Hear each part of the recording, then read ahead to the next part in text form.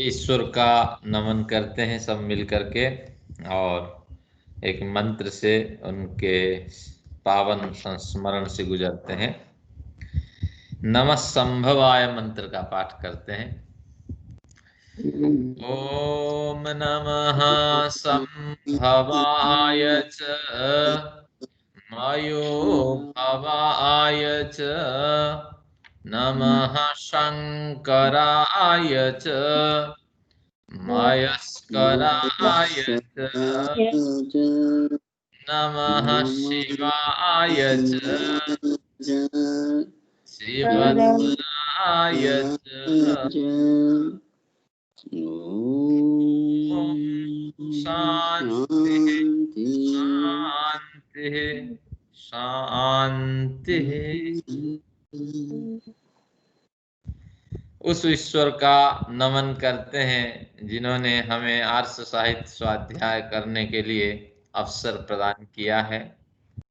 और एक मंत्र आता है वेद में, तुंजे तुंजे यह उत्तरे। क्या होता है कि जब हमारी नींद कभी टूट जाती है, जैसे आप बड़ी आयु वाले जो हैं उनको कम निद्रा होती है शरीर के इतना हलचल न होने के कारण, तो उस समय मैं मंत्र स्मरण जैसे करता हूँ, आप भी बढ़िया विचार स्मरण करें। तो कल का स्मरणीय विषय रहा, तुंजे तुंजे यह उत्तरे। तुंज दान को कहते हैं, तुज धातु है दान के अर्थ में। तो ईश्वर की जितनी देने हैं वो एक से एक बढ़कर के हैं। माँ बाप हमें दिए, उससे योग्य संतान दिए, समझ सही समय पे उन्होंने उत्पन्न की, और उसके हर एक दान हमारे जीवन के लिए एक से एक बढ़ करके। तुंजे तुंजे यह उत्तरे, उत्तर उत्तरवर्ती पर्याय में जो तुंज तुंज जो दान आप देते गए हो, जैसी हमारी जिज्ञासाएं हुई है उसकी पूर्ति आप करते गए। तो हे ईश्वर, इस तरह पूर्ति करने वाले नविंधे अस्य सुस्तुतिम, मैं अगर पूरी जिंदगी भर आपकी स्तुति करता रहूं तो वो स्तुति का कहीं अंत नहीं होगा, यानी वो स्तुति पर्याप्त रूप से मैं कर नहीं पाऊंगा। और अल्पज्ञ जीवात्मा क्या ईश्वर की स्तुति करें, जितनी वो देने समझता है उतनों को लेके वो स्तुति करेगा ना। उसकी देने तो अनंत है हमारे लिए, और जन्म जन्मांतरों से उसकी देने हमारे पीछे चल रही हैं। तो इसलिए उस ईश्वर का स्मरण करते हैं। 31वें सूत्र का अध्ययन करते हैं जैसे हमारा प्रकरण रहा है। तो अब जैसे मैंने कहा था, ये प्रकरण शुरू होता है जो आपका पंचावयव का जो प्रकरण है, ये आपका 27 से अंतःकरण धर्मादिनाम गुणादिनाम नात्यंतवादः सकृत ग्रहणात् संबंध सिद्धि नहीं, 29 से ये प्रकरण चल रहा है हमारा व्याप्ति का जो प्रकरण है। और ये बल्कि इसमें से चलेगा 27 से इस प्रकरण का प्रारंभ होता है। पंचावयव योगा सुखी संवित्ति। हाँ, किसी के पास वाले डिवाइस से आवाज आ रही है। चलिए, इसमें 27 के प्रकरण से, 27 के सूत्र से प्रकरण चल रहा है। अनुमान प्रमाण को पुष्ट करने के लिए हमें व्याप्ति चाहिए। हाँ, तो उस व्याप्ति की पुष्टि के लिए हमें कुछ व्यायाम यहाँ करना होता है। व्याप्ति किसे कहते हैं, तो व्याप्ति की दो परिभाषाएं इस प्रकरण में आपको मिलेंगी। आगे के पृष्ठ में एक परिभाषा मिलेगी, और अभी एक परिभाषा आप देख लीजिए 29 में, नियत धर्म साहित्यम उभयोः एकतरस्य वा व्याप्ति। दोनों पदार्थ कार्य कारणों के जो नियत साहचर्य है, अगर कारण है तो उसके अंदर संभावित जो कार्य है उसकी जब अभिव्यक्ति होगी तो नियत धर्म साहित्य, तो उनमें विद्यमान जो नियत धर्म है उनका समवेत स्वरूप उभरेगा। तो उसी समवेत स्वरूप का नाम व्याप्ति है। यानी कार्य कारण जैसा है, कार्य वैसे ही प्रकट होगा, थोड़े से ही विलक्षण होगा कारण से, लेकिन उस विलक्षण के कण कण में कारण के सारे स्वरूप मौजूद रहेंगे। हाँ, तो किसी सज्जन के यहाँ से आवाज आ रही है, गूंज रही है, मैं म्यूट करता हूँ। चलिए, अब प्रकरण ये व्याप्ति का है, और आगे 30 में ये कहते हैं कि न तत्वांतरम वस्तु कल्पना प्रसगते है। इसमें क्या कहा कि अगर कार्य कारण का जो साहचर्य है, नियत संबंध है, उसी को आप व्याप्ति मानते हैं, तो कार्य को, कारण को कार्य में परिवर्तित करने वाला बीच में कोई कारक माने। क्योंकि एक लीजिए एटम, उस एटम में भी तीनों चीजों मौजूद रहते हैं, और कोई इसमें तीनों को बांध रखने वाली एक शक्ति होती है जिसे नाभिक कहते हैं। तो उसी तरह यहाँ एक नाभिक की कल्पना कर ले, जो कार्य कारण को कार्य में रूपांतरित कर देता है।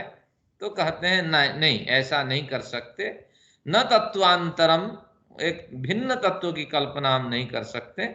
वस्तु कल्पना प्रसक्ते है, अगर इस तरह वस्तु की कल्पना करेंगे, तत्वांतर भिन्न वस्तु की कल्पना करेंगे, अप्रसक्ति दोष होगा, यानी अतिरिक्त कथन होगा, अयथार्थ कथन होगा। अब 31 में बढ़िया प्रकरण रहा। इसको कहते हैं कि कपिल कहते हैं मेरे पूर्वाचार्यों ने व्याप्ति की परिभाषा इस तरह दी है। किस तरह दी है? निज शक्त्युद्भवामिति आचार्याः, जो अपनी जो शक्ति है, कारण की भी एक शक्ति है, और कार्य जब व्यक्त हुआ है तो कारण शक्ति से भी वो शक्तिमान बन गया।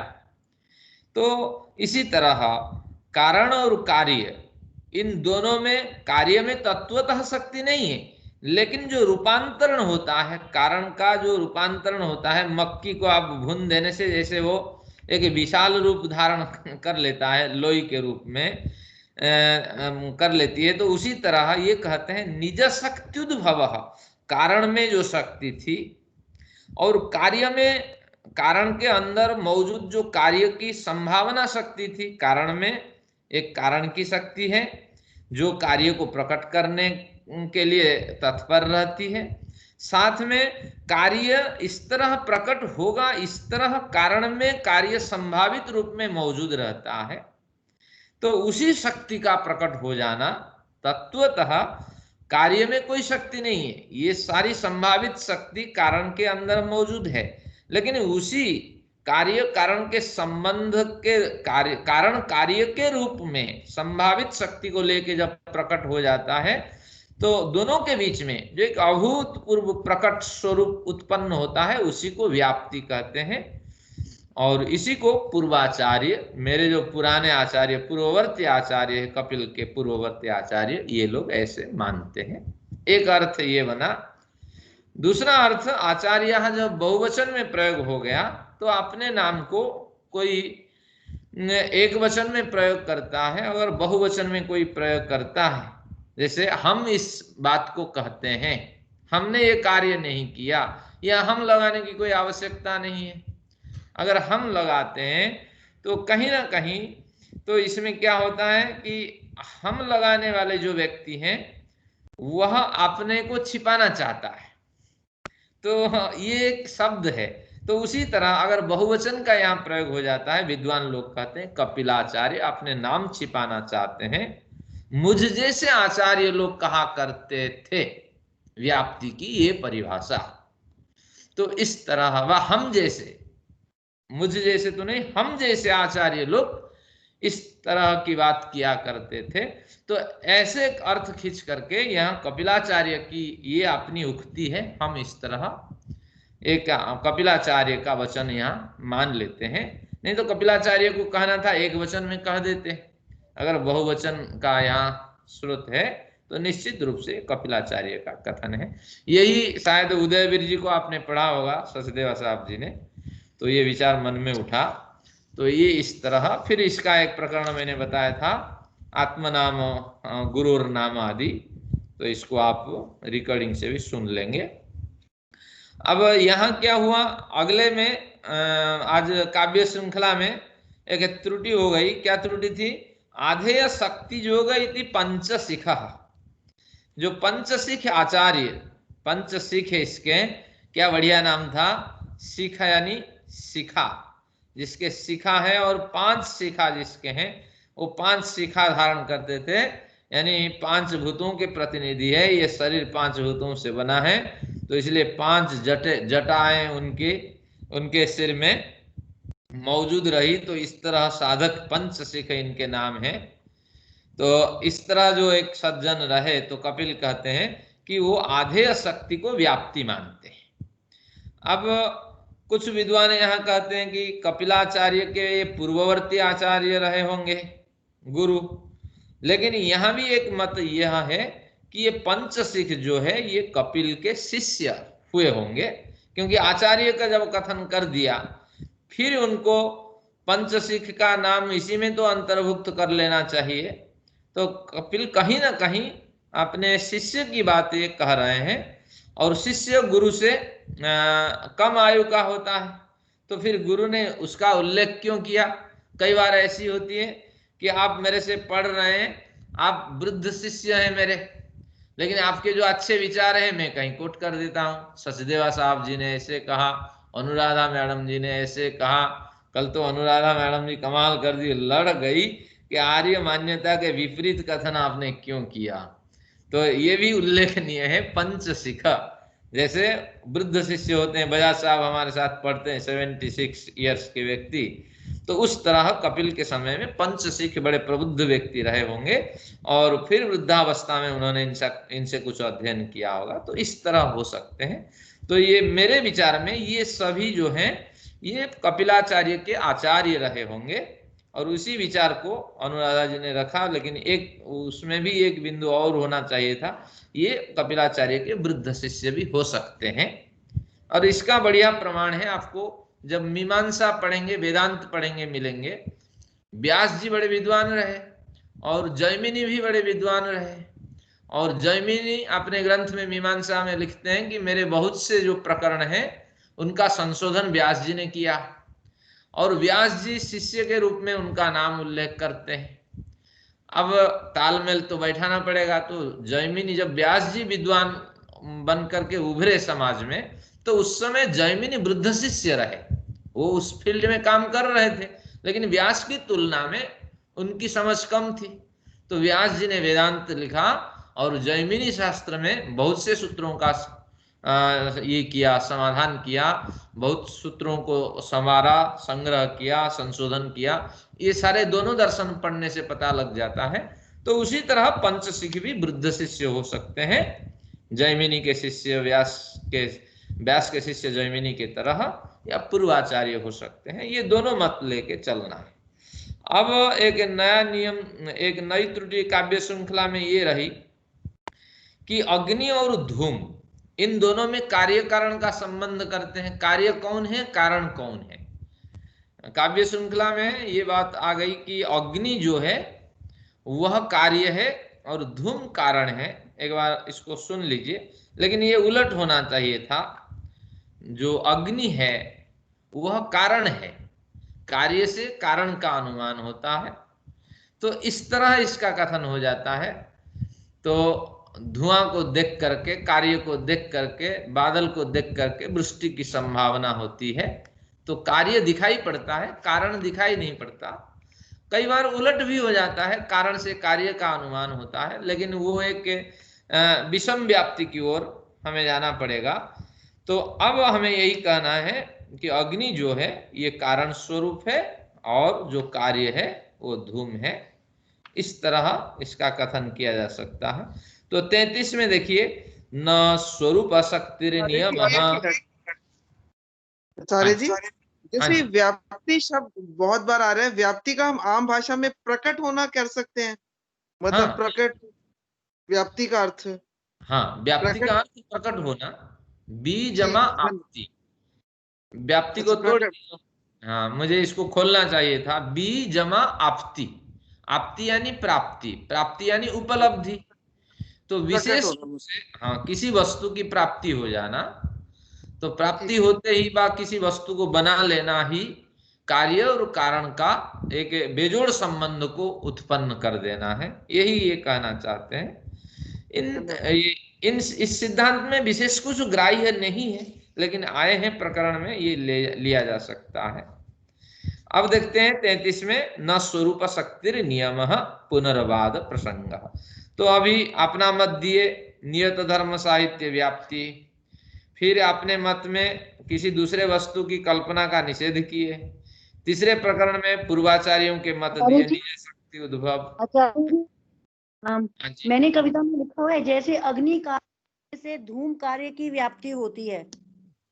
हाँ, अगर इस तरह है तो सही है। हाँ, इस तरह अगर है तो सही है। हाँ, तो मैंने यही लिखा हुआ है, जैसे अग्नि कारण होने से धूम कार्य की व्याप्ति होती है।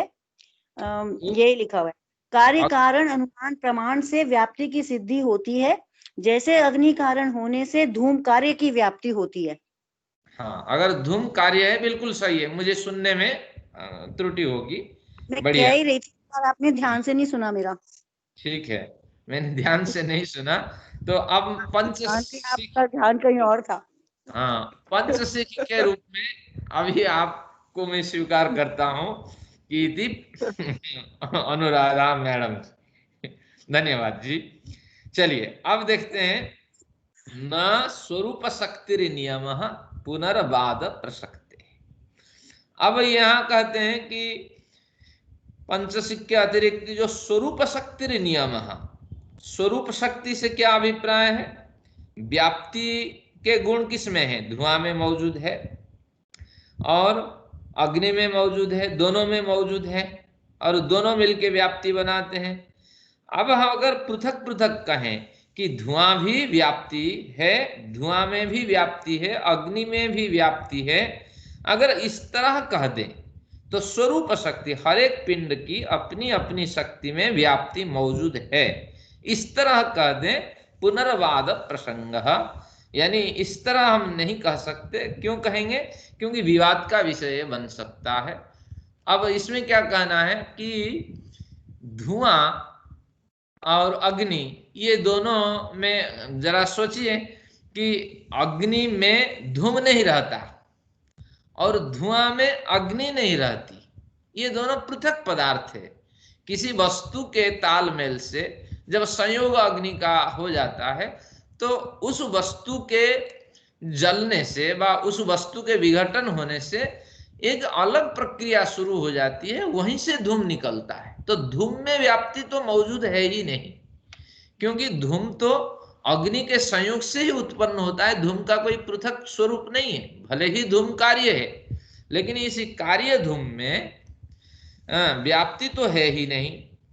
और अग्नि की बात करें, अग्नि में व्याप्ति हो तो अग्नि में भी व्याप्ति है ही नहीं। अग्नि में क्यों व्याप्ति नहीं है?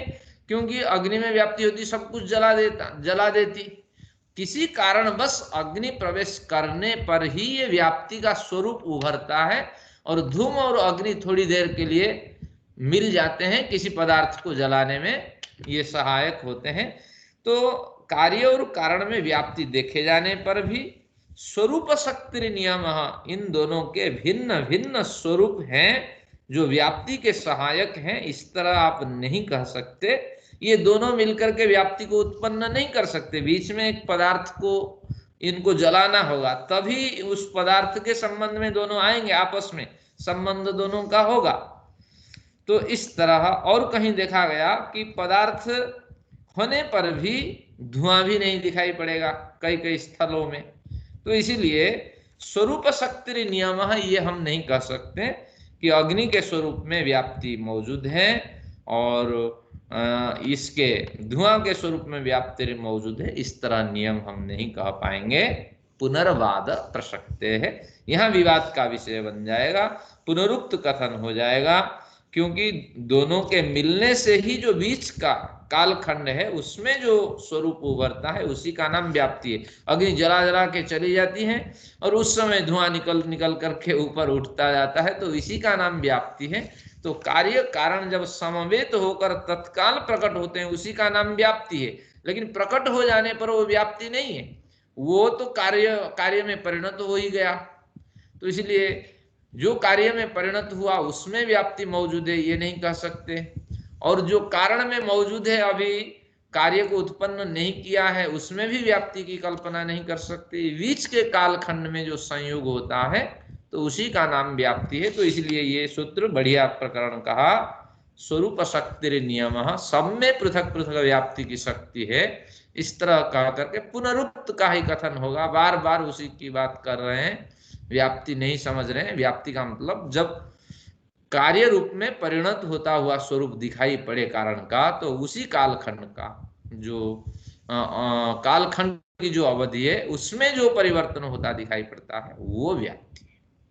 आगे देखते, विशेषणानर्थक्य प्रसगते है 34वां सूत्र देखिए, विशेषणानर्थक्य प्रसगते है, विशेषण अनर्थक्य प्रसगते, कहते हैं यहाँ कार्य और कारण में विशेष विशेषण संबंध बना देते हैं। तो कार्य कौन है? धूम है। कारण कौन है? अग्नि है। अब हम इसमें विशेषण विशेष्य भाव बनाते हैं, नाउन और एडजेक्टिव का यहाँ रिलेशन बनाते। तो कैसे बनेगा? एडजेक्टिव का, हाँ, नाउन और एडजेक्टिव, ठीक है, विशेष्य और विशेषण का संबंध बनाते हैं। अब लिखेंगे धूमः यानी धुआं, अग्नि व्याप्य, अग्नि में धुआं मौजूद है। धुआं कैसे है? अग्नि व्याप्य, जलते समय में अग्नि से ही तो धुआं निकलता है, हमें दिखाई पड़ता है। वह अग्नि जिस पदार्थ से संबंध स्थापित करती है तो उसी पदार्थ से ही धुआं निकलता है। तो इसलिए अग्नि के चारों ओर मानो ये धूम मौजूद है। इस तरह विशेषण संबंध करें। धुआं कैसा? अब प्रश्न, ये धूम जो है ये आपका नाउन बना यानी विशेष्य बना, और उसका विशेषण बनाते हैं। कैसा ये धूम है? अग्नि व्याप्य, जितनी देर तक अग्नि मौजूद रहती है तो उतनी देर तक ये धूम अग्नि को व्याप्त होकर के हमें दिखाई पड़ता है। इस तरह कहने से क्या होगा? न अनर्थक्य प्रसक्ते, इसको पढ़ते हैं, स्वरूप शक्ति ही व्याप्ति, यानी अग्नि में भी शक्ति है और धूम में भी शक्ति है, और धूम जो है अग्नि को घेर करके प्रकट होता है। अगर इस तरह कहें, इस मंतव्य में विशेषण की निरर्थकता का प्रसंग है। इस तरह हम कह नहीं सकते, क्योंकि वास्तविक धूम जो है अग्नि को व्याप्त होकर के मौजूद नहीं रहता, बल्कि अग्नि के संयोग के समय पे धूम उत्पन्न होता है। न ये धूम अग्नि में रहता है, न धूम में अग्नि मौजूद रहती है। ये भिन्न भिन्न पदार्थ है, संयोग विशेष से उत्पन्न होते हैं। तो इस तरह इनका कथन है कि अग्नि और धूम में विशेष्य और विशेषण भाव भी हम नहीं लगा सकते, और लगा करके इसको व्याप्ति के क्षेत्र में भी हम नहीं ला सकते। एक उदाहरण दे के समझाते हैं व्याप्ति वास्तविक क्या है। 36 में बताएंगे। 35 में कहते हैं, देखिए, पल्लवादि स्वनुपपत्ते, पल्लवादिषु अनुपपत्ते, अनुपपत्ति, उपपत्ति ज्ञान, अनुपपत्ति अज्ञान। तो अब कहते हैं पल्लवादिषु, पल्लव पत्तों को कहते हैं। तो क्या है कि दूर से हमने देखा कि पत्तों से लदा एक वृक्ष है, तो जो वृक्ष है वो धूम के कैटेगरी में है। ये वृक्षों से पत्ते लदे हुए हैं, तो यानी ये कार्य है, पत्ते वृक्ष के कार्य हैं। कारण क्या है ना? वृक्ष का जो स्वरूप है, वृक्ष का जो आत्मा है, ये कारण है। अब किसी कारण से ये पत्ते सब झड़ गए, या किसी कारण से इनके डाल, पत्ते, टहनियां काट दी गई। अब दूर से कोई व्यक्ति देखता है, पल्लव आदिषु अनुपपत्ते, पल्लव भी नहीं दिखाई पड़ते हैं, टहनियां भी नहीं दिखाई पड़ती हैं। अब जब नहीं दिखाई पड़ती हैं तो निश्चित रूप से ये पुष्ट हो गया कि जो कारण स्वरूप है वह भी वहां नहीं हुआ होगा, लेकिन उस पत्ते का कुछ टुकड़े 10 किलोमीटर दूर में दिखाई पड़ते हैं, या कुछ पत्ते 10 किलोमीटर दूरी पे किसी ने ले लिया, मान लीजिए जो कड़ी पत्ता है किसी ने तोड़ के अपने घर ले गया और 10 किलोमीटर दूरी पे वो दिखाई पड़ता, तो उस इलाके में केवल ही एक जगह कड़ी पत्ता का पेड़ है और वो पत्ता जो है उधर दिखाई पड़ता है किसी व्यक्ति के घर में, और 10 किलोमीटर दूरी के अंदर वो कड़ी पत्ता का कहीं नहीं है वृक्ष, तो वहां से अनुमान आप लगाते हैं निश्चित रूप से उसी वृक्ष से ये पत्ता आया होगा। लेकिन उस अनुमान से आप कभी भी नहीं कह सकते कि उसी वृक्ष से ये आया होगा, और भी कहीं से आया जा सकता है। आजकल ऑनलाइन से भी मंगा सकते हैं, किसी रिश्तेदार ला करके भी आ सकता है। तो इस तरह धुआं को कहीं पर देख करके हम अनुमान नहीं लगा सकते कि जहां दिखाई पड़ रहा है वहीं उसका कारण मौजूद है। ये धुआं कहीं से भी आ सकता है।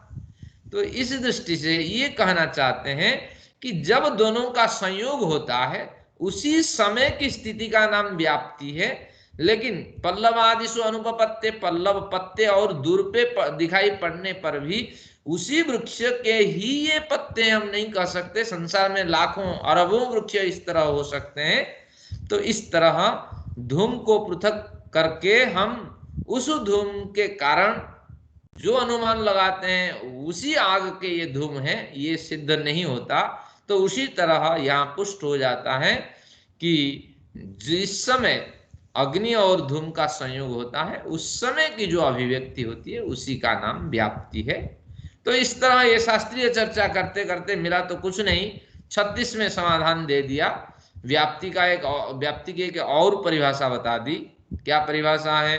आधेय शक्ति सिद्धौ निज शक्ति योग समान न्यायात। इसी के साथ प्रकरण खत्म हो जाएगा। सभी बोरिंग हो रहे हैं, क्या कहते हैं कपिलाचार्य। तो ये न्याय दर्शन का कुछ विषय है, जब पढ़ेंगे न्याय शास्त्र तभी समझ में आएगा।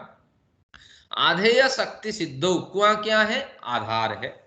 आधेय क्या है? पानी है।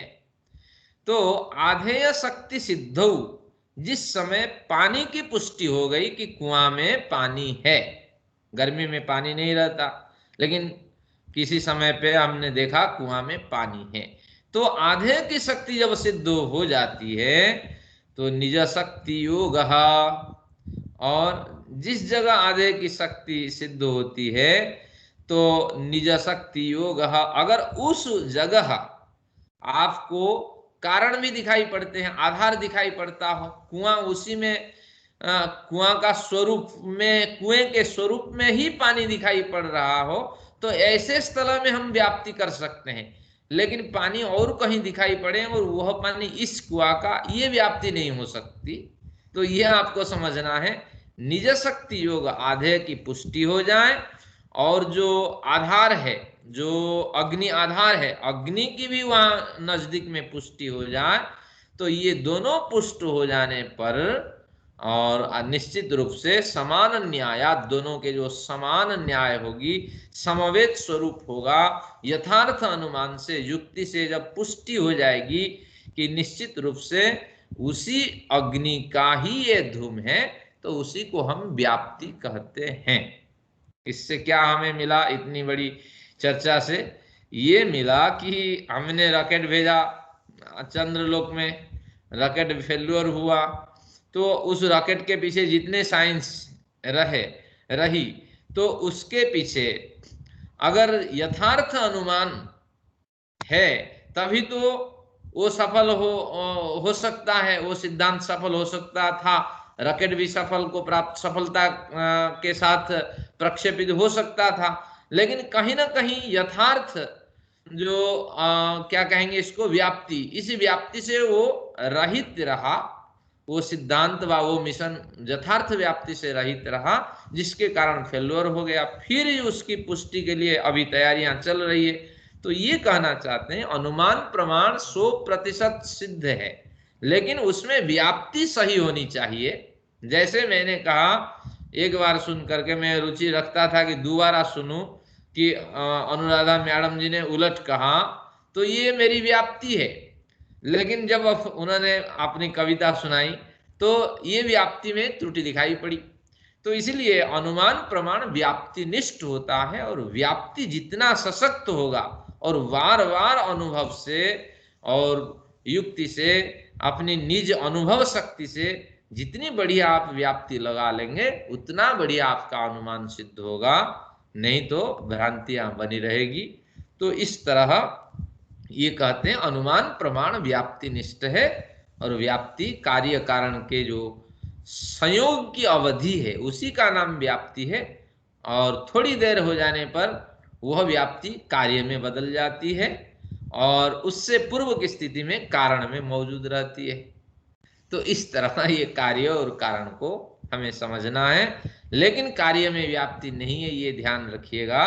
कार्य तो अब विघटन को प्राप्त होने वाला है, और दोनों के समवेत समय में जो अनुभूति होती है वही व्याप्ति है। तो इस तरह कुछ चर्चाएं हैं। जैसे हमारे कपिल जी चाहते हैं हमने इस तरह अध्ययन किया, क्योंकि कपिल जी कहते हैं थोड़ा ये भी आपको जान लेना चाहिए, आगे तो बढ़िया सिद्धांत बताऊंगा। अब क्या सिद्धांत, बढ़िया सिद्धांत आपके पास आ रहा है। अब देखिए 37वां सूत्र देखते हैं। इसमें कहते हैं थोड़ा और शब्द प्रमाण की चर्चा कर लेते हैं। पहले तो शब्द प्रमाण की चर्चा हो चुकी है, कहाँ हो चुकी है? 21 में, 22 में, 23 में और 24 में भी इसकी चर्चा हो गई है। 21, 22, 23, 24। फिर एक बार, ये ग्रंथ तो एक दिन में नहीं लिखे गए, बारी बारी से लिखे गए होंगे। तो फिर उस दिन शब्द प्रमाण को पुष्ट करने की आचार्य की इच्छा रही। तो अब आचार्य क्या कहते हैं, देखिए हमारे लिए, हमें तो ऐसे प्रकरण चाहिए। वाच्य वाचक भाव संबंध शब्दार्थयो, शब्द और अर्थ इन दोनों में वाच्य वाचक भाव संबंध होना चाहिए। शब्द है वाचक, और वाच्य क्या है? जो उसका अर्थ है। लेते हैं ओम, उच्चारण आप करते हैं, ओम क्या है? ओम है वाचक। क्या प्रमाण है? तस्य वाचकः प्रणवः। तस्य उस परमेश्वर का जो वाचक शब्द होता है वो प्रणव होता है, प्रणव यानी ओमकार। तो इसमें ये कहता है कि वाचक शब्द का प्रयोग करने से वाच्य का ज्ञान हो जाता है। यानी ओम का उच्चारण करते ही ओम के भी अर्थ होते हैं, अब धातु से वो बनता है, अब रक्षण, रक्षा के अर्थ को व्यक्त करना। अब के 21 अर्थ होते हैं, लेकिन इनमें से जो प्रमुख अर्थ है हम वही अर्थ लेते हैं। तो ओम कहते ही रक्षा करने वाले सर्वरक्षक परमेश्वर का स्मरण हो आता है।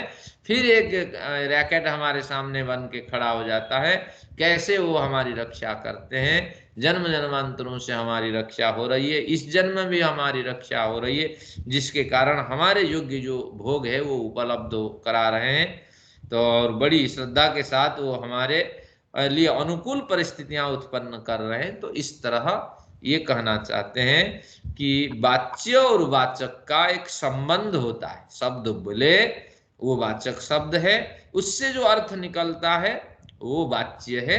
तो इस तरह वाच्य वाचक संबंध होता है। यहाँ त्रिखा मैडम जी है, केवल इतना ही संबंध नहीं, शब्दार्थ से 4 अर्थ निकलते हैं। जैसे वाच्य वाचक है, इस तरह है लक्ष्य लक्ष्यक, एक लक्षणावृत्ति होती है, शब्दों से और एक अर्थ खींच लेते हैं। तो लक्ष्य लक्ष्यक, लक्ष्यक शब्द होगा, और जो उससे लक्ष्य कुछ अलग लक्ष्य निकलेगा। उदाहरण, आप कहाँ रहते हैं? किसने पूछा ना, मैं दिल्ली में रहता हूँ। अरे दिल्ली में थोड़ी कोई रहता है, दिल्ली के किसी एक शहर में रहता होगा, दिल्ली के किसी एक जगह पे व्यक्ति रहता होगा। कहाँ रहते हो? गंगा में रहता हूँ। तो गंगा में थोड़ी कोई रहता है, गंगा के किनारे इलाहाबाद के आसपास का व्यक्ति रहता होगा या। हाँ, अब यही है। इस तरह लक्ष्य लक्ष्यक एक व्यंग्य व्यंजक शब्द होता है। ये क्या है? उसी शब्द से फिर गहराई पे जब जाते हैं, वो गंगा में क्यों रहता है, इलाहाबाद के आसपास क्यों रहता है, फिर एक बढ़िया शब्द उससे निकल करके आता है, उसकी नौकरी तो दिल्ली में करता है, इलाहाबाद में क्यों जाके रहना चाहता है बुढ़ापा में ना, वहां शीतत्व पावनत्व है, वहां रहने से पवित्रता है। और शास्त्रों में वर्णित है कि त्रिवेणी वहां प्रसिद्ध है, और उसके जल के स्नान से उपयोग से व्यक्ति में बड़ा परिवर्तन आता है, बहुत सी बीमारियां दूर होती हैं। तो इसलिए इस तरह कथन है। ये आपका व्यंग्य और व्यंजक। व्यंजक क्या है कि वहीं रहना क्यों रहता है, इलाहाबाद में गंगा में क्यों रहता है, इस कथन से एक नया अर्थ निकल करके आता है, शीतत्व पावनत्व के लिए वहां रहता। और इसके तात्पर्य अर्थ कल चर्चा हुई थी, तीनों देवदत्त दीवान भुंगते, जितने अर्थ होते हैं हम उस अर्थ से और जो खींचते हैं, तो तात्पर्याख्या वृत्ति, तात्पर्यार्थ, एक वृत्ति उत्पन्न होगी, एक शब्द कहा जाएगा, उससे अनेक तात्पर्य के अर्थ निकलेंगे। शाम हो गया है, हाँ किसने कहा, तो अब शाम हुई, हाँ सायंकाल हुआ, इस कथन से क्या हुआ कि बहुत से अर्थ निकल सकते हैं, तात्पर्य अर्थ हम खींच सकते हैं। अब कक्षा करनी है, कुछ लोगों को ये अर्थ समझ में आएगा, कुछों का अरे खाना क्या बनाना है ये समझ में आएगा, कुछों को आएगा शाम हो गया यानी 5-6 बजे मुझे तो कहीं मार्केट जाना था। जो धार्मिक व्यक्ति हैं आप जैसे, अरे मुझे तो संध्या करनी है। तो और जो डेटिंग पे हैं वो, अरे शाम को तो मुझे समय दिया था वहां जाना है। तो एक अर्थ कहते ही हजारों अर्थ हम उससे खींच सकते हैं। अब तो ये केवल मैंने बताया कि शब्द पे इतना बढ़िया कार्य किया जा सकता है, लेकिन हमारे लिए ये क्या कहते हैं, वाच्यवाचक भाव संबंध शब्दार्थ, शब्द और अर्थों में वाच्यवाचक भाव को आप समझें। ओम वाचक है और परमेश्वर उससे वाच्य है। ओम शब्द से अभिव्यक्त परिप्रकाशित जो अर्थ है वही इसमें वाच्य है और वाचक ओम है। अभी कहते हैं 38 में त्रिभी संबंध सिद्धि, कहते हैं ये जो वाच्य वाचक भाव संबंध, वाचक शब्द आपने कहा उससे वाच्यार्थ निकला और उससे फिर व्यक्ति कार्य में प्रवृत्त हो गया। तो ये जो संबंध है, ये संबंध क्या है कि घोड़े को लाओ आम को खाओ। किसने कहा, घोड़े ले आओ आम को खाओ। वो घोड़ा ले आया और जो आम उसने खरीद करके रखा था फिर उसको दे दिया, वो खाया। तो ये जो प्रवृत्ति हुई किस तरह हुई, तो कहते हैं कि व्यक्ति को कैसे समझ में आया कि घोड़े ला करके बांध लेने पर वो मुझे आम देगा, क्यों प्रवृत्ति हुई, इस तरह उस व्यक्ति की प्रवृत्ति हुई। अब कहते हैं कि त्रिभी संबंध सिद्धि, इसके पीछे 3 कारक होते हैं जो हमें प्रेरित करते हैं। एक तो आप्तोपदेशात, आप्त उपदेश से, वृद्ध व्यवहारात, वृद्ध व्यवहार से, प्रसिद्ध पद समभिव्याहरात, प्रसिद्ध पद के समभिव्याहार, प्रसिद्ध पद के साहचर्य से, साहचर्य से। तो क्या कहना चाहता है कि जितने भी हमारे कार्य होते हैं, जितने भी कार्यों में हमारी प्रवृत्ति होती है, हम प्रयत्न पूर्वक उस कार्य को करते हैं, इसके पीछे ये 3 कारण होते हैं। आप तो उपदेशात, क्यों सुनते हैं आप तो यानी यथार्थ वक्ता, जिनके कथन में त्रुटि हो ही नहीं सकती। क्यों नहीं हो सकती, आप तो की परिभाषा मनुस्मृति में क्या बढ़िया कही, देखिए क्या कहते हैं, सम्मानाद ब्रह्मणो नित्यम उद्विजेत विषादिवत। जो व्यक्ति सम्मान को विष के समान समझता है, अब सम्मान मिले तो कौन तैयार नहीं होगा, वो आप्त है। और फिर कहते हैं अवमानस्य च आकांक्षे, अवमानस्य विषमीव चकात्, विषमीवस्य च आकांक्षे अवमानस्य सर्वदा। जब अपमान मिले तो उसको अमृत के समान समझता है। अमृतस्यैव च आकांक्षे अवमानस्य सर्वदा। जब उसको अप्रतिष्ठा मिले, अपमान मिले, उसको अमृत के समान समझता है, क्योंकि अपमान निरर्थक नहीं मिलता। कभी कभार कोई जानबूझ करके अपमानित कर देता है, ज्यादातर अपमान अपनी नासमझ के कारण ही हमें मिलते हैं। तो इस अपमान को वो अमृत के समान समझता है कि ये गलती मेरे से न हो, अगली बार न हो, अगली बार मुझे अनुराधा मैडम के काव्य श्रृंखला की काव्य श्रृंखला 2 बार पढ़ना है। तो ये आर्स की परिभाषा है। लेकिन हम क्या करते हैं, जो अच्छाई है उसी को ग्रहण करते हैं, और जो बुराई है, हमारे प्रति आरोप है, उसको देखते ही नहीं है। तो इसलिए आप तो यथार्थ वक्ता होता है, यानी सोच समझ करके वो विचार को प्रस्तुत करता है। और मानव त्रुटिवश अगर कहीं कोई परिवर्तन हो जाता है, आप्त की भी 3 कैटेगरी होती है। परम आप्त परमात्मा है, उनके विचार में कहीं कोई परिवर्तन नहीं होता है। आगे के प्रकरण में बताया जाएगा, इसमें भी बता देता हूं कि जो वेद है वो सार्वदेशिक और सार्वकालिक, इसको जिनके पास पेन है नोट कर दीजिए, ये विषय आज चर्चा का प्रमुख विषय है, सार्वदेशिक और सार्वकालिक। इसका क्या तात्पर्य है?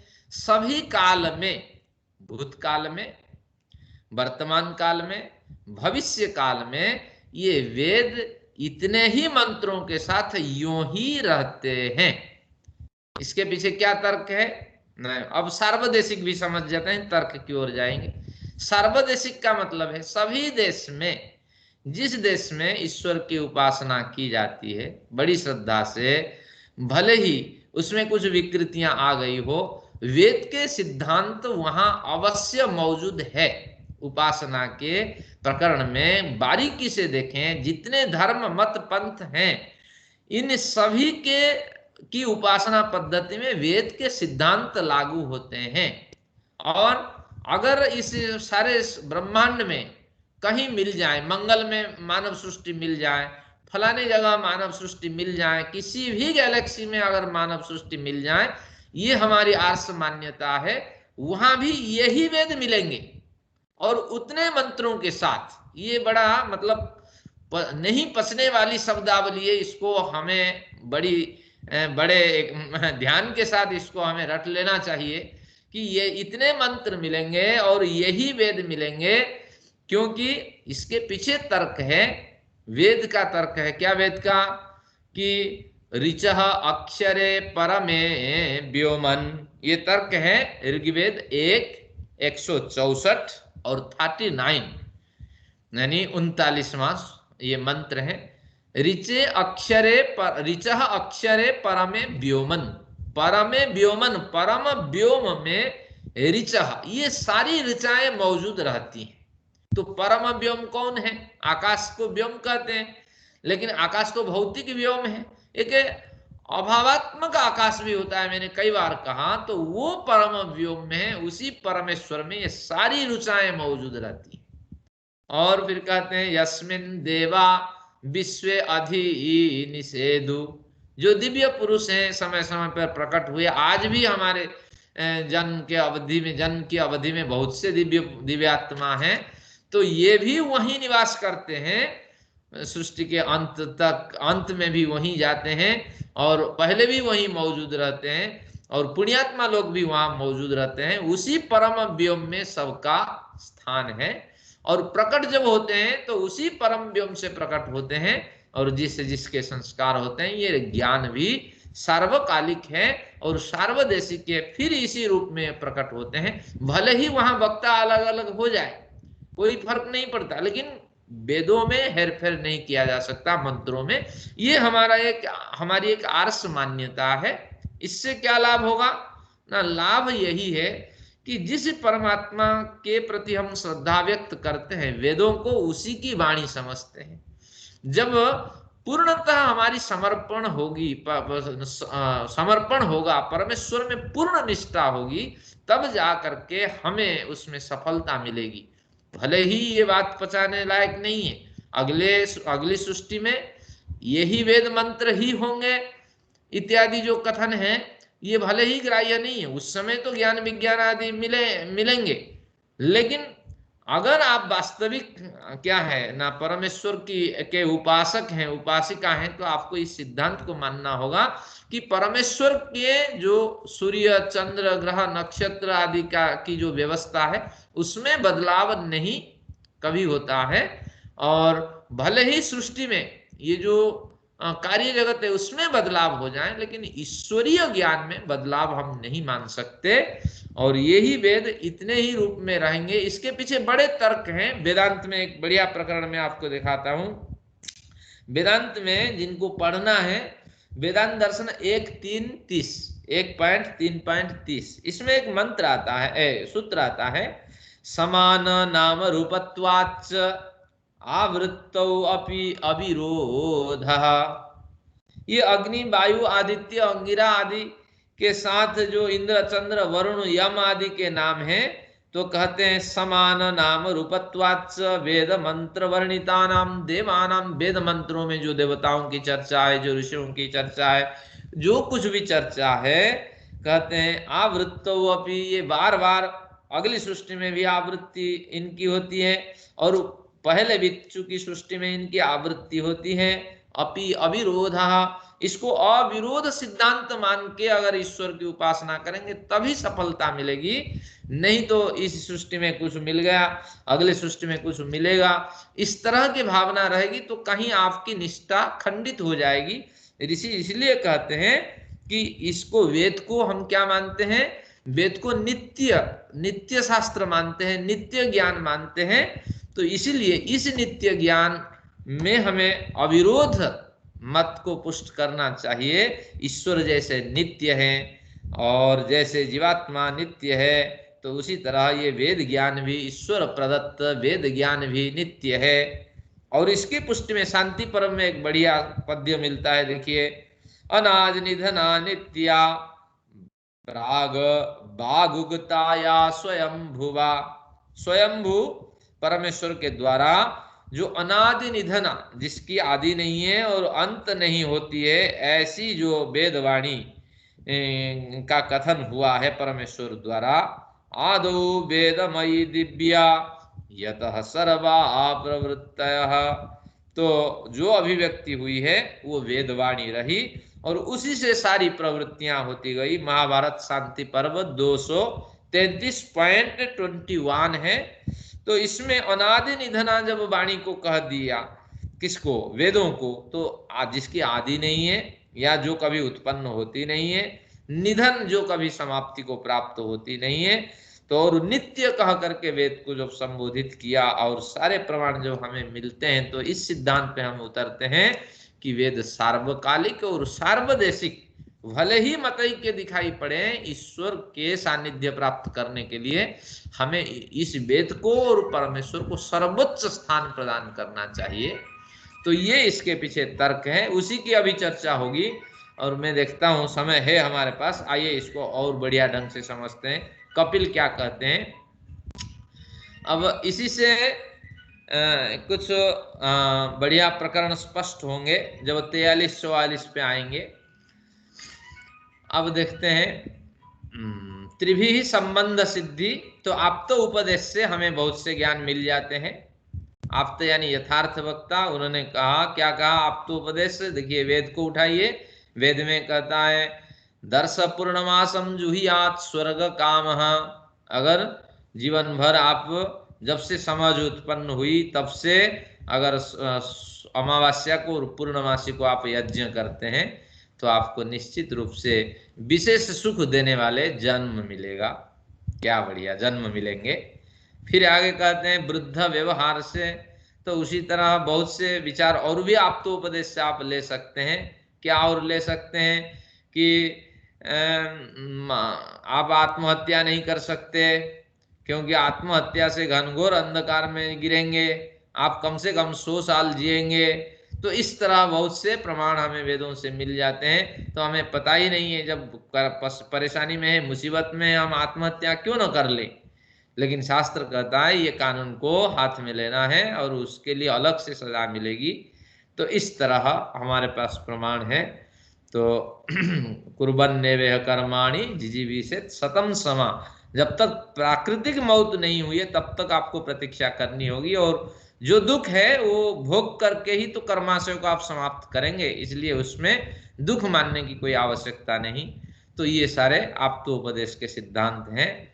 लेकिन बहुत विदेश के बहुत से ऐसे देश हैं, प्रांत हैं, जहाँ ऐसे नियम हैं कि जिसकी अब कोई आवश्यकता नहीं, उसको इंजेक्शन दे के मृत्यु तक उतार दिया जाता है।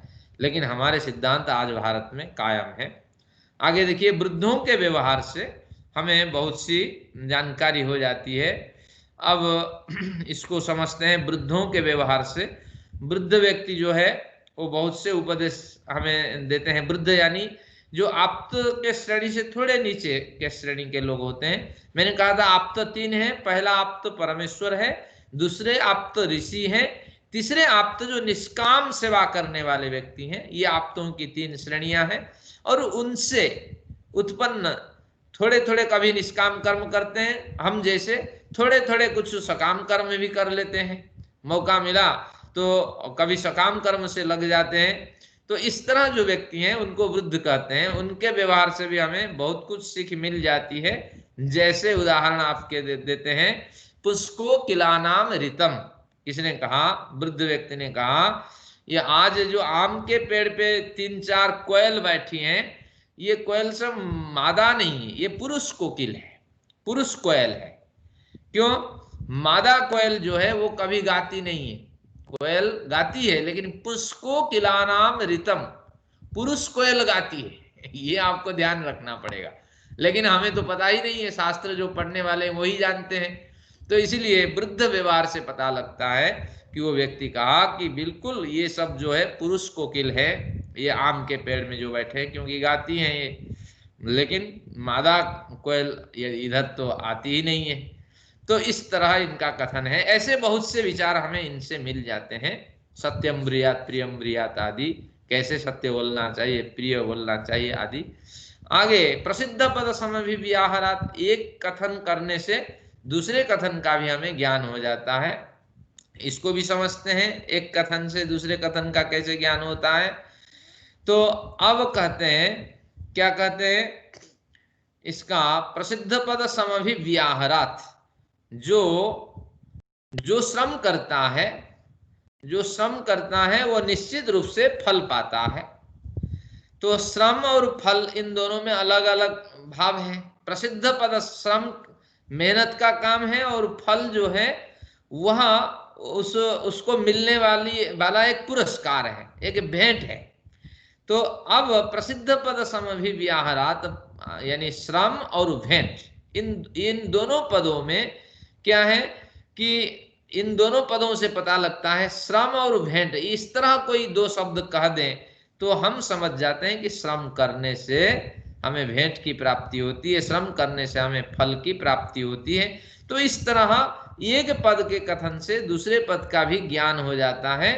या इसको यूं कहें एक अलग उदाहरण से कि क्या कहेंगे, सैंधव का उपभोग करो और सैंधव का उपभोग करो। अब सैंधव शब्द सिंधु देश में मिलने वाला नमक भी है और घोड़ा भी है। तो अब भोजन के समय हम बैठे हुए हैं, तो उस समय प्रसिद्ध क्या है कि भोजन के समय सैंधव का उपभोग करो, यानी नमक की यहाँ प्रसिद्ध अर्थ है। तो इस नमक के प्रसिद्ध अर्थ को हमने ग्रहण किया और घोड़े का अर्थ का त्याग कर दिया। तो उस समय हमें ज्ञान हो गया कि सैंधव का मतलब सिंधु देशे भवः, भवः सैंधवः। सिंधु देश में पहले नमक जो होते थे, जो सेंधा नमक आज जिसे कहते हैं, उस समय पाकिस्तान हमारे देश में था और वहां से सेंधा नमक हम संग्रह करते थे। सेंधा नमक की वहाँ बड़ी परतें हैं, उसकी जमीन से ये नमक मिल जाते हैं पर्याप्त रूप में, इसीलिए उसका नाम सिंधु देश है। ये इतिहास अभी इमरान खान भूल चुका है और वो तो कहता है ये तो सब कुछ हमारा है। तो इसलिए यहाँ हमें देखना है कि भोजन करता हुआ व्यक्ति एक साथ सैंधव शब्द को सुन करके दोनों पदों का ज्ञान कर जाता है, नमक और उसका किसका, घोड़े का ज्ञान हो जाता है। तो इस तरह हमें इन तीनों माध्यमों से बहुत से ज्ञान मिलते हैं और जिनके बारे में हम नहीं जानते हैं वृद्ध लोग हमें समझा देते हैं और व्यवहार करते हुए समाज में जाते हुए हमें बहुत से बातें सीखनी होती है। तो ये सब जो है प्रसिद्ध पद व्यवहार से जितनी हमारी देशातनम पंडितम इत्रताच, पंडित बड़े विद्वान होते हैं क्योंकि विभिन्न देशों में घूमते हैं, विभिन्न व्यक्तियों से संबंध होता है। तो कहाँ कैसी बोली है, कैसे चलते हैं लोग, कैसे व्यवहार करते हैं, ये सब ज्ञान प्रसिद्ध पद से हो जाता है। अब कहते हैं न कार्ये नियमः उभयथा दर्शनात्, न कार्ये नियमः, कार्य शब्द का अर्थ, यहाँ एक शंका व्यक्त की गई कि इसी तरह जो वेदादि शास्त्र है, उन वेदादि शास्त्रों को समझने के लिए आपको आप्तोपदेश के सहारे लेने होंगे। परंपरा में जो मत पंथ प्रचलित है उनको समझने के लिए वृद्ध व्यवहार की सहायता लेनी होगी, और प्रसिद्ध पद समभिव्याहार के माध्यम से इसी संस्कृति परंपरा से जुड़े बहुत से विचारों को आप दूसरे समाज तक संप्रेषित कर सकते हैं, और दूसरों के अच्छे विचारों को इस संस्कृति में आप ढाल सकते हैं। अब यहाँ शंका उठ के खड़ी हुई कि न कार्य नियम उभयथा दर्शनात्। कार्य शब्द का अर्थ यहाँ क्रिया माना गया है। देखिए, मानी गई है। क्रिया का क्या अर्थ है? ना क्रिया यानी विधि वाक्य। वेदों में आप्त पुरुषों के द्वारा जो जो शब्द विधि के रूप में अपनाए गए हैं, उन्हीं शब्दों को हम आप्त पुरुष प्रयुक्त शब्द मानते हैं। और जहां नहीं कहा गया है कुछ नहीं करना है, तो वहां क्या है कि वो विधि वाक्य न होने के कारण, क्रियार्थक वाक्य न होने के कारण वहां हमें निरपेक्ष रहना है, उससे तो कुछ अर्थ निकलता ही नहीं है। जैसे उदाहरण है, देखिए इसमें माँ गृधा कस्य स्विद्धनम, यहाँ विधि वाक्य है, निषेध वाक्य है, विधि वाक्य ले लेते हैं।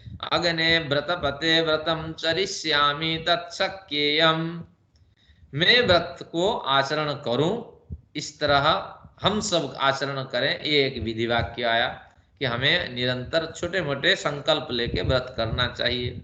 तो इसी तरह, और इदम हम अनृतात् सत्यम उपैमि, मेरा व्रत है, मैं झूठ से सत्य की ओर निरंतर जाने के लिए प्रयत्न करूं। तो हम सबको इस तरह प्रयत्न करना चाहिए। ये विधि वाक्य, क्रियार्थक वाक्य हमने ले लिया। न कार्य, न को हटा दीजिए, कार्य नियम, जहां जहां इस तरह विधि वाक्य है वहां आप्त पुरुषों के वचन लागू हो जाता है। परमेश्वर आप्त हैं, ऋषि आप्त हैं, उनके वचन लागू हो जाते हैं।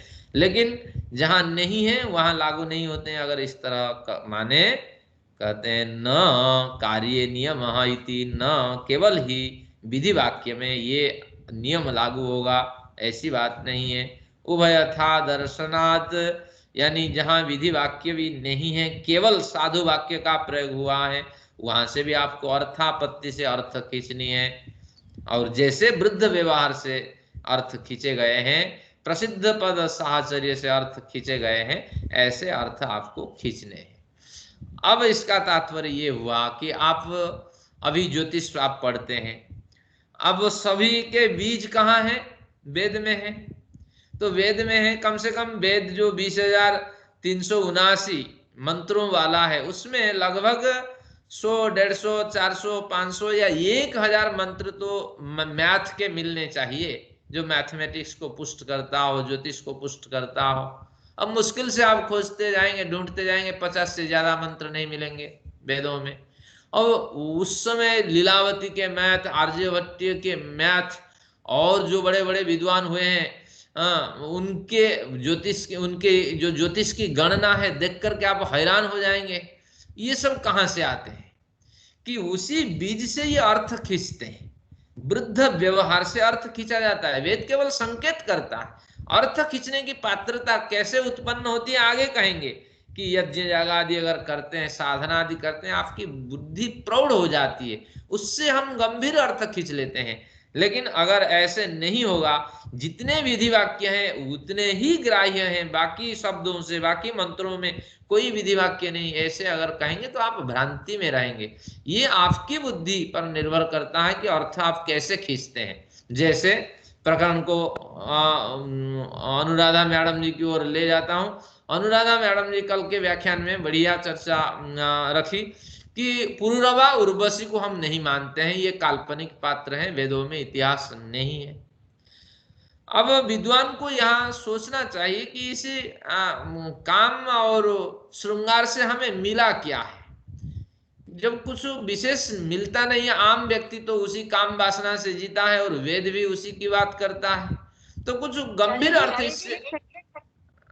आचार्य जी, एक उर्वशी पुरुरवा, मैंने ये नहीं कहा कि वो काल्पनिक पात्र है। उर्वशी पुरुरवा का जो अर्थ है वेद में, वो उर्वशी का बिजली से है और पुरुरवा का बादल से है। हाँ, मैं वही वेद कह में रहा तो ठीक है, आपके सपक्ष में उसकी मैं कह रहा हूँ। तो आदमी औरत के टाइप से नहीं है। ठीक ये नहीं कि वो है, नहीं है तो है, रियल नहीं, पर। प्रवाह रुकता है। तो क्या तात्पर्य है, पुनर्वा उर्वशी का अर्थ वास्तविक ये ऐतिहासिक पक्ष न हो, और वेद को अगर इस तरह सिद्ध करें तो वेद फिर किसी रामायण महाभारत जैसे ग्रंथ बन के उभरेंगे। वेद की जो वेदत्व, वेद की जो वेदता है, वेदत्व है वेद का, वो नष्ट हो जाएगा। तो इसमें हमें प्रसिद्ध पद व्यवहार से और जो आपके वृद्ध व्यवहार से अर्थ खींचना है। तो पुरुरवा का अर्थ खींच लीजिए, जैसे बिजली आदि अर्थ मैडम जी ने किए हैं, ये अर्थ कहीं से सुने हैं। हम तो व्याकरण होते हैं, हम तो व्याकरण दृष्टि से अर्थ खींचते हैं। पुरु शब्द का अर्थ बहु, रव शब्द का अर्थ शब्द करने वाला, रव ध्वनि शब्द अर्थ में। तो ये जो जीवात्मा है वो पुरुरवा है, और वो चिख चिख करके पुकारता है परमेश्वर को, इसलिए उसका नाम पुरुरवा, पुरु शब्द करने वाला, पुरुरव करने वाला। निरंतर इस दुख संसार से वो छूटना चाहता है जब उसको समझ उत्पन्न होती है। तो इसलिए ये पुरुरवा बार बार किससे मिलना चाहता है? पुरुरवा उर्वशी से। अब उर्वशी को खोल लेते हैं। उरु, उरु शब्द का अर्थ भी बहु, और वश शब्द का अर्थ है वश कांतौ, जिसकी कामना की जाती है। बहुतों के द्वारा जिस दिव्य शक्ति की कामना की जाती है, हम भी चाहते हैं वो दिव्य शक्ति मिल जाए सांख्य दर्शन पढ़ के और कुछ शास्त्र पढ़ के, तो वो दिव्य शक्ति परमात्मा शक्ति है। ये पुरुरवा रूपी जीव जो दुख पंख से निरंतर चिखता चिंगारता है हाथी जैसे, तो ये जीव निरंतर प्रार्थना करता है, हे परमात्मा शक्ति मुझे मिल जाए। स्तुता मया वरदा वेद माता आदि से वो संबोधित करता है, हजारों मंत्र प्रस्तुत करता है, हजारों विचार ईश्वर पर उठाता है कि कभी मिल जाए मिल जाए। तो वहां चर्चा आती है, एक बार उर्वशी भी मिल गई उनको किसी किनारे पे, और कहा कि दुरापना बात इवाहम अस्मि, मैं अब तुमसे मिल नहीं सकती। क्यों? कि हवा की झोंके की तरह, हवा के झोंके की तरह मैं दूर जा चुकी हूं। क्योंकि गलत प्रवृत्ति से जब तक जीवात्मा प्रभावित रहेगा उसको उर्वशी नहीं मिल सकती। तो उर्वशी यानी परमात्मा शक्ति नहीं मिल सकती। तो वो कहती है शक्ति उर्वशी कि जब तक तू अपने को नहीं सुधारेगा मैं दोबारा तुम्हारे पास नहीं आने वाली हूं। तो इसीलिए मैं तो तुम्हें इस जन्म में मिलने वाली नहीं हूं, क्योंकि जन्म समाप्ति की ओर तुम्हारा जा रहा है और तू कुछ कर ही नहीं सकता। संभावना व्यक्त हो रही है, उर्वशी कह रही है कि पहले से नहीं सुधरा, अब सुधरना चाहता है, लेकिन तुम्हारे पास आयु नहीं है, मैं मिल नहीं सकती, मैं दुरापना बातम विवाहमस्मि। इस तरह गंभीर अर्थ होते हैं। ये कहते हैं वेद जरूरी नहीं कि सब कुछ संकेत करेगा, वेद तो केवल कुछ छोटा सा संकेत करके चल देगा, लेकिन आप उसको फैलाइए वृद्ध व्यवहार से, प्रसिद्ध पद समभिव्याहार से, तो बहुत से दिव्य अर्थ इससे आप निकालेंगे। और वेद तो हमारे सार्वकालिक और सार्वदेशिक है। इसी के साथ 3 मिनट हमने अधिक लिए। आज की चर्चा ये व्याप्ति परक रही, व्याप्ति में उलझ गए काफी समय। अब बहुत कुछ सिद्धांत आपको आज स्पष्ट हुए, सार्वदेशिक सार्वकालिक के साथ पुरुरवा उर्वशी भी स्पष्ट हो गए। यम यमी भी रात्रि और प्रातः का दिवस का कथन है, रात और दिन दोनों नहीं मिल सकते। दिन भी हमें संयमित करता है, इसलिए यम है, और यमी जो है रात्रि है वो भी हमें संयमन करती है। तो इस तरह दोनों के कथन ये है कि ये दोनों जैसे नहीं मिल सकते, तो इस तरह भाई और बहन के बीच संबंध बन नहीं सकता। ये वेद का प्राचीन कालीन उपदेश है, लेकिन ये किसी कथा नहीं है ये, और किसी इतिहास का स्थान नहीं है। तो इस तरह ये बढ़िया चर्चा रही। कल की चर्चा कभी कभी आप वेद व्याख्यान भी सुन लिया करें, और निरपेक्ष होके बैठिए, कोई विचार न रखिए, तब आनंद आएगा। फिर अपनी बुद्धि से आप इसकी समीक्षा करें, क्योंकि वक्ता अपनी समझ के हिसाब से व्याख्यान प्रस्तुत करता है, इसलिए वक्ता का सम्मान होता है। चलिए इन्हीं विचारों के साथ आज का व्याख्यान समाप्त करते हैं। मैं रिकॉर्डिंग बंद करता हूं। अगर कुछ प्रश्न भी है तो आप सोच लीजिएगा। धन्यवाद और आप सभी लोगों को अभिवादन।